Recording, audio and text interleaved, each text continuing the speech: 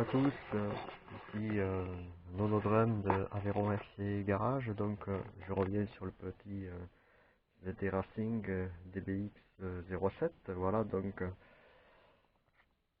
j'ai pas encore roulé parce que j'attends une pièce que j'ai pas reçue, donc j'ai fait un petit nettoyage de la bête, voilà, j'ai enlevé la terre et tout ça, j'ai fait quelques petites modifs, alors c'est pas grand chose, hein, voilà, déjà j'ai commencé à redresser le support d'amortisseur, la plaque là, ici, qui était donc tordue à ce niveau, et voilà, Mani il avait chopé une palette, donc ça s'était légèrement tordu, donc je l'ai redressé à l'étau. Alors il faut savoir que j'ai quand même galéré un petit peu à le redresser, donc même si c'est pas de l'alu 70-75, c'est quand même de l'alu qui tient quand même la route, parce que j'ai eu un peu de mal à le redresser, donc déjà ça c'est bon. Après j'ai fait une modif au niveau des fixations des amortisseurs, parce que je me suis rendu compte que la tige qu'il y a ici, elle était complètement dévissée. Alors, la faute à quoi? Mais tout simplement à ça, les fausses bonbonnes d'amortisseur qui étaient fixées à ce niveau. Donc le fait que ça vienne entre la vis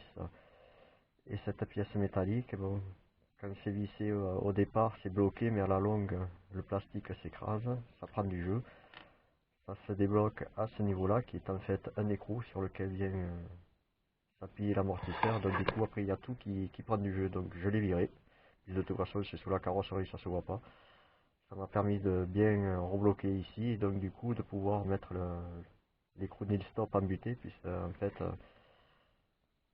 il y a un épaulement qui est fait dans cette pièce qui permet à l'amortisseur de venir dessus. Il y a une petite pièce en plastique pour rattraper le jeu, et ça permet d'avoir l'amortisseur de libre tout en ayant l'écrou de totalement bloqué. Donc voilà, pour les petites modifs c'est pas grand chose. D'ailleurs à l'arrière si on regarde, c'est monté d'origine comme ça, hein. Donc il n'y a pas la bonbonne, ils l'ont mis ailleurs, mais voilà.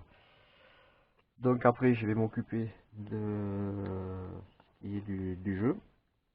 Ce niveau là, bon, donc il y a du jeu au niveau des roulements. Là je pense que derrière c'est plus que les roulements. J'ai l'impression que là, en fait si, derrière c'est les roulements, mais devant j'ai l'impression qu'en fait c'est les hexagones qui ont du jeu dans l'axe, parce que quand on les bouge, enfin il y a un côté, quand on le bouge on voit que il y a du jeu au niveau de la goupille. Je sais pas si ça se voit à la caméra. Voilà pour les modifs à venir. A plus.